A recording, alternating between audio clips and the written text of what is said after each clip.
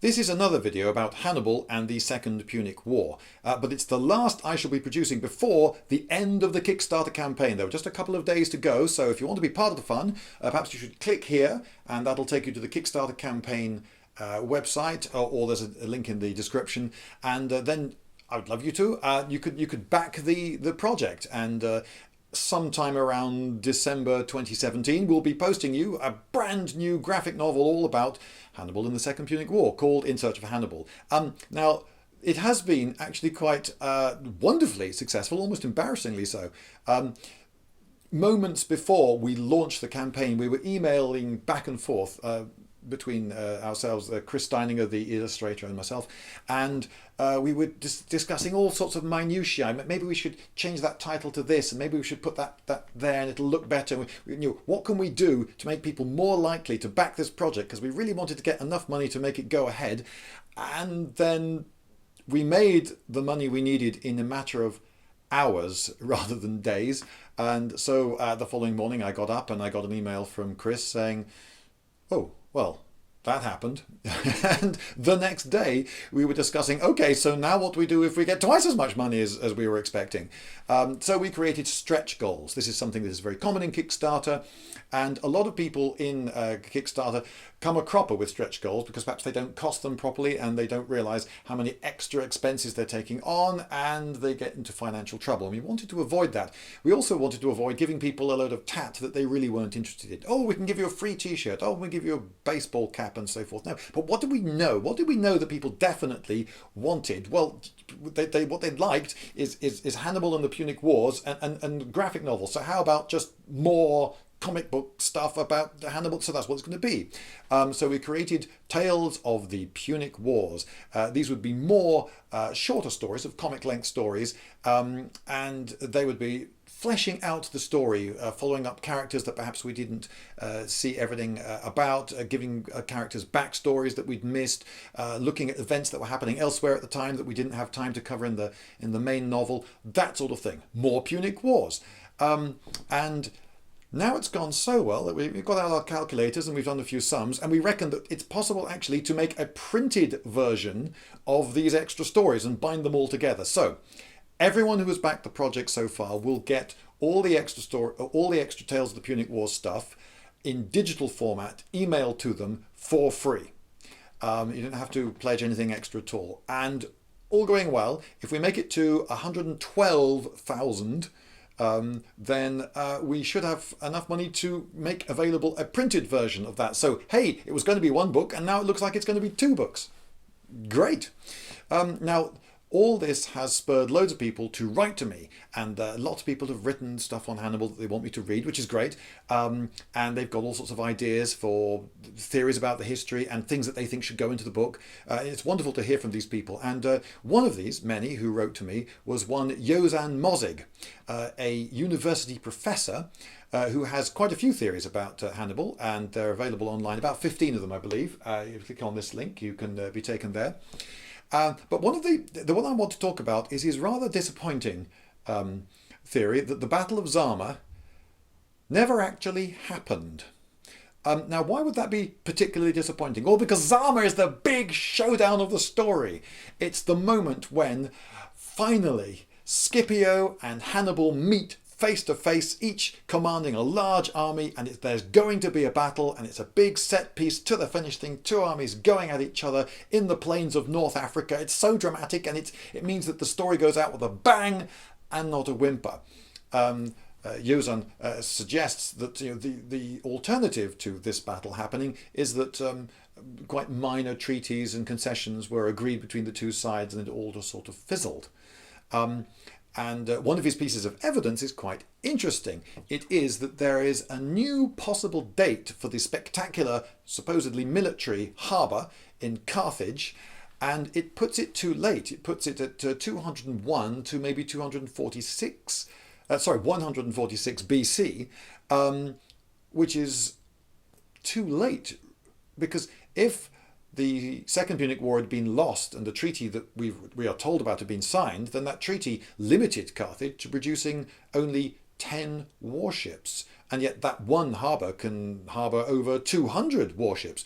We are, of course, assuming it's a military harbour, but it looks more like a military harbour than any other sort of harbour. The spaces seem to be for long, narrow ships, typical of the military sort. It seems pretty well fortified, suggesting it's military.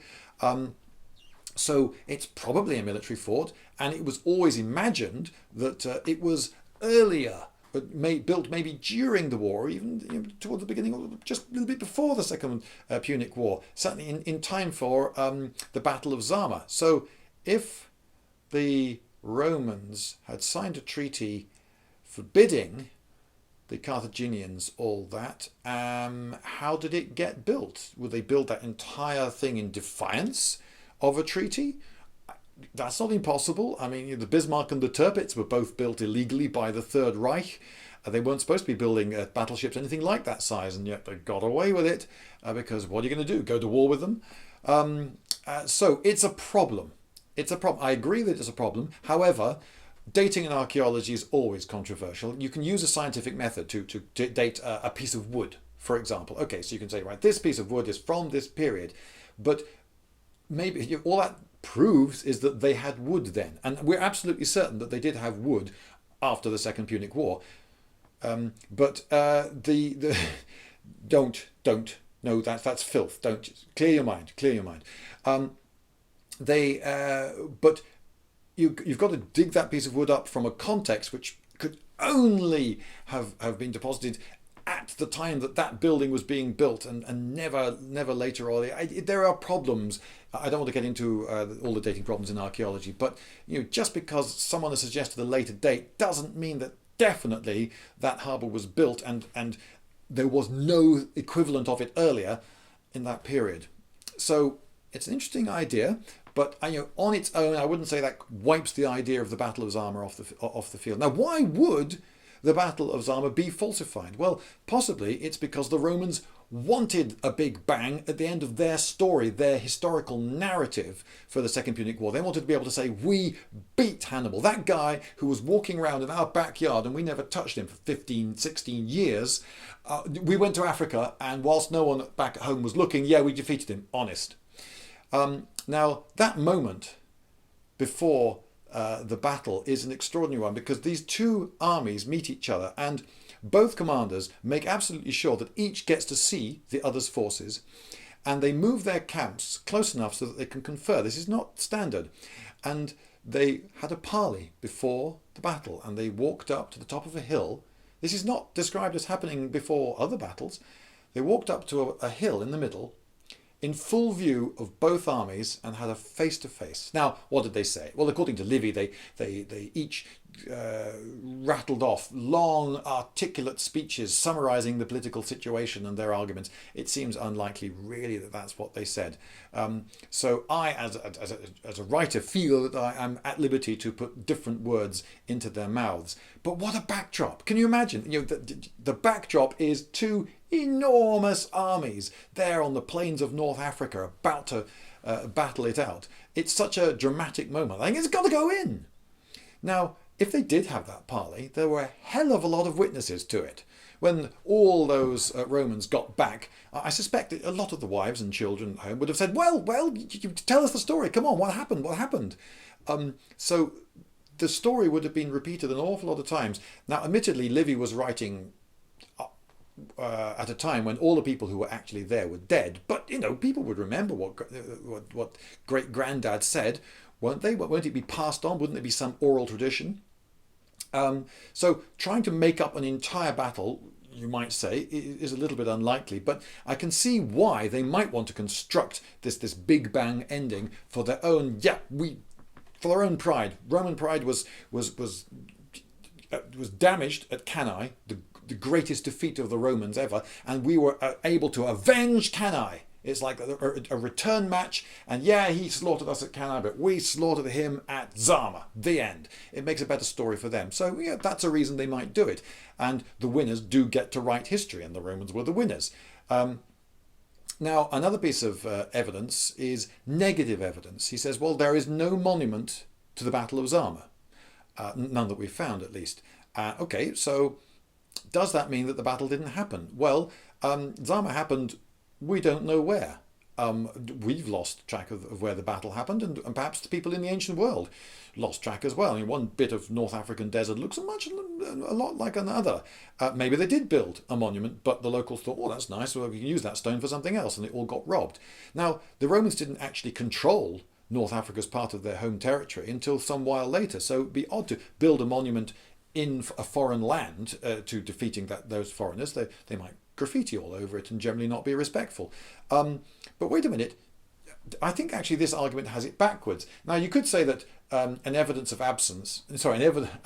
evidence is not evidence for absence, but in this case maybe you could turn it on its head, because if you wanted to manufacture a battle that never actually happened, then surely that would increase your chances of building a monument to it. Certainly by Livy's time, by the time the Romans were ruling North Africa, they would have wanted to do that, and they would have been able to do it. So they would say, well, we should build a monument to Zama, our great victory in North Africa. We're not entirely sure where it happened, but over there it looks reasonably likely. Let's build a big monument over there.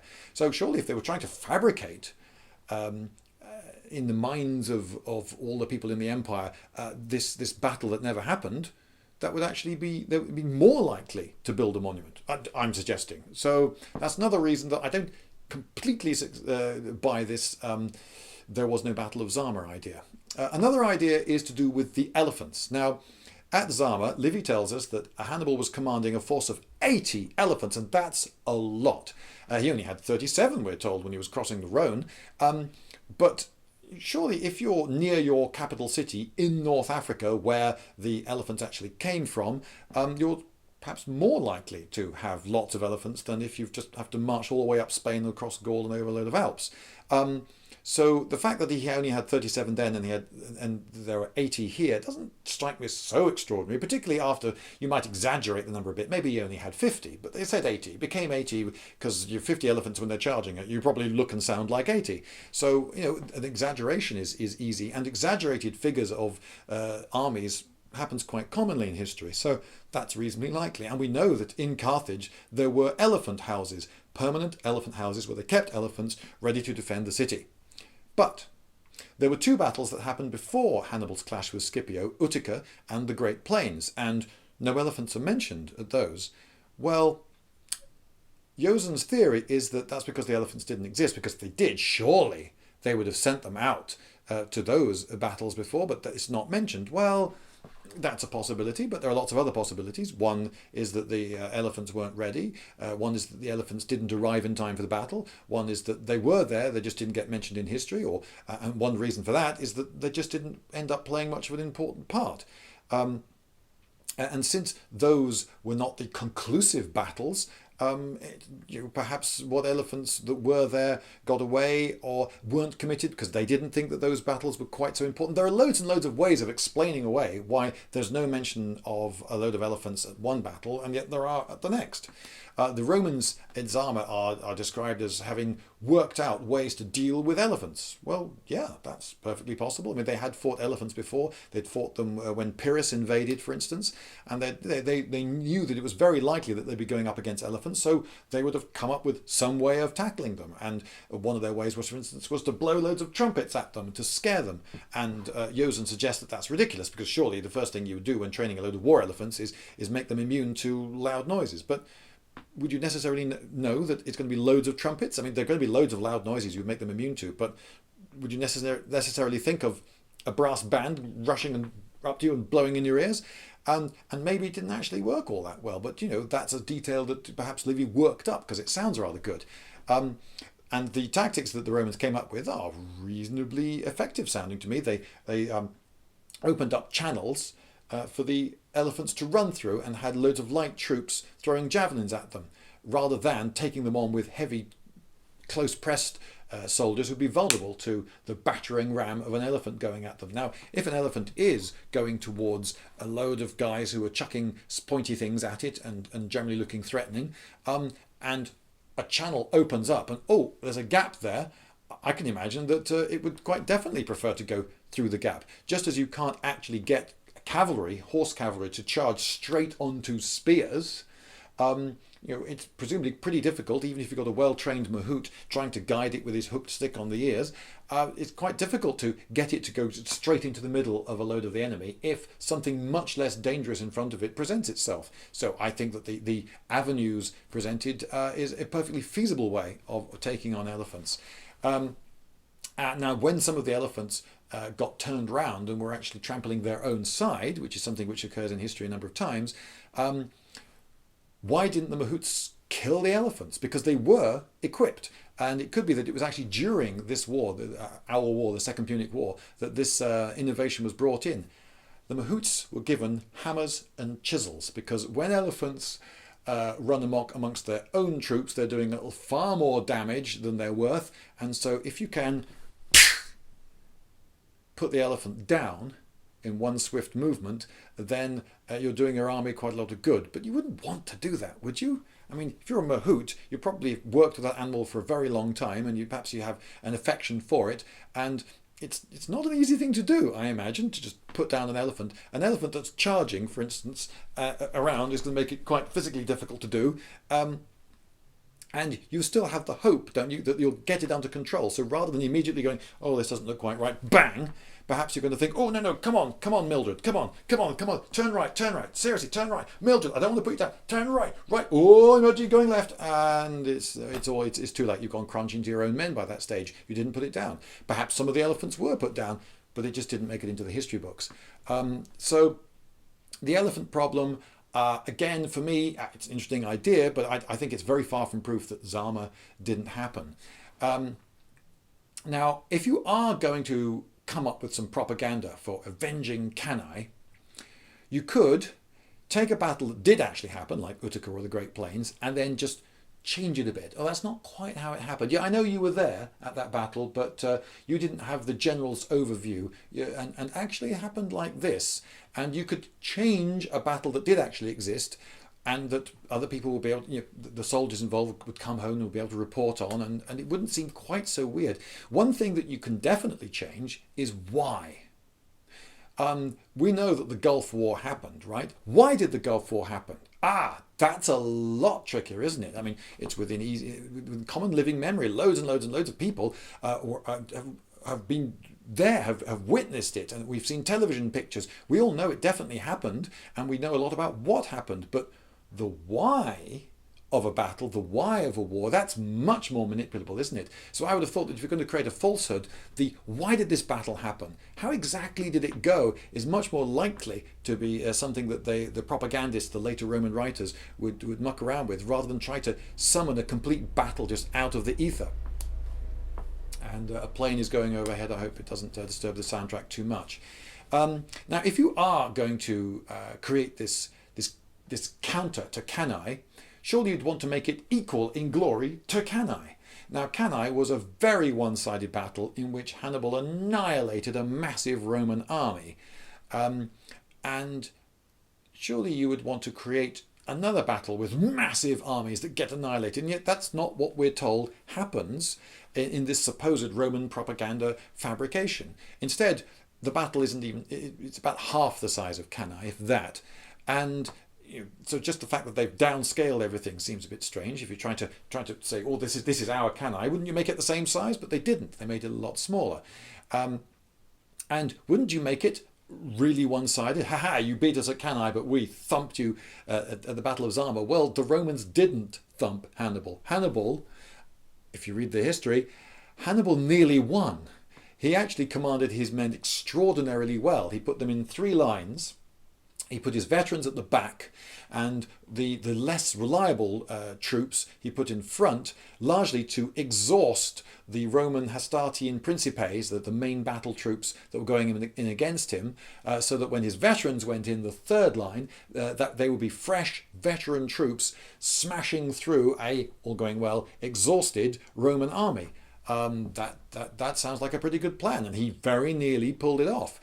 He was, for the first time, fighting against the Romans, heavily outnumbered by cavalry. So the Roman cavalry was able to see off his own cavalry. But it seemed that he just decided, yeah, that's fine. I want that to happen. We can't beat their cavalry because there are too many of them. And what I would much prefer is that our cavalry run away for a bit and then just skirmish around and just keep their cavalry busy galloping around the landscape so that I can get on with fighting the infantry battle. I'm a bit of an infantry commander anyway. I don't spend my time galloping around battles. I'm Hannibal. I tend to stay with the foot soldiers. And so I'll try to win on the ground with my good troops. That actually sounds like a really sound plan. And it very nearly worked. One of Jozen Mozig's argument is that there's a strange lull in the middle of the battlefield that may be difficult to explain. The Hastati and the Principes have seen off the first two lines of Hannibal's army. And Hannibal's first two lines redeploy to the flanks of his veterans, making his lines much wider than the Romans' lines. So if the Carthaginians now advance, they threaten to envelop the Romans. So the Romans then redeploy with a longer line. So for this to happen, there's presumably a lull in the battle. And Jozen argues, well, surely Hannibal, with his veteran troops in the middle, would have got stuck in straight away. He wouldn't have waited for Scipio to counter what he'd done with his own redeployment. Well, if you look at a lot of histories of ancient battles, when troops get defeated by the enemy and pushed back and repulsed, they're very difficult to control. Very difficult in control. It's a minor miracle, really, that Hannibal managed to salvage from the wreck of his two first defeated lines. He managed to stop them routing, stop them running away, and redeploy them on the flanks. That's really difficult to do, and he would never have been able to do that really, really quickly. And there's a time period in which Scipio can come up with his countering measurements. Scipio possibly has better drilled troops, which is why he's able to catch up. So it's possible. Also, lulls in battles happen.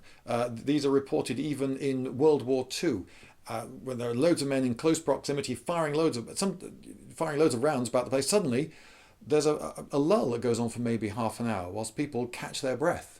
An awful lot of fighting had happened up to that point, and men who have seen loads of friends killed, men who have got wounds of their own to deal with, and men who are still trying to cope with what's just happened and are exhausted from all the hacking and throwing, maybe are not in a position to be sent straight into battle straight away. So these lulls happen. So that lull happened, I don't buy as great evidence for there was no Battle of Zama. And when Massinissa returned with the Numidians, by the way, have largely swapped sides and are now on the Roman side. It was, according to the history, in the nick of time that Hannibal nearly carried the day. He got stuck in with his fresh, extremely well-drilled, high morale, well-led veteran troops, and it looks as though he might have won, but it was only then, when the Roman cavalry returned, that the game was up. And even then, Hannibal rides back to Carthage. He's not described as doing this in a panic and escaping by the skin of his teeth. It's as though, he sees that the game's up. I'll be more used to my city if I just ride back now, keep myself safe. And he leaves in good order. He's not. We don't have a scene of him scampering away with his tail between his legs and getting away by the skin of his teeth or abandoning it. It's just none of the description that I read in Livy seems to fit this. We created this in order to have our big bang, our moment of glory to counteract all the shame of all the defeats that we'd suffered back in Italy. So, yeah, I don't buy it. It's a very interesting idea, and I imagine that some battles did get manufactured, but my feeling is that Zama probably did happen. Right, thank you, and as always, don't run with scissors.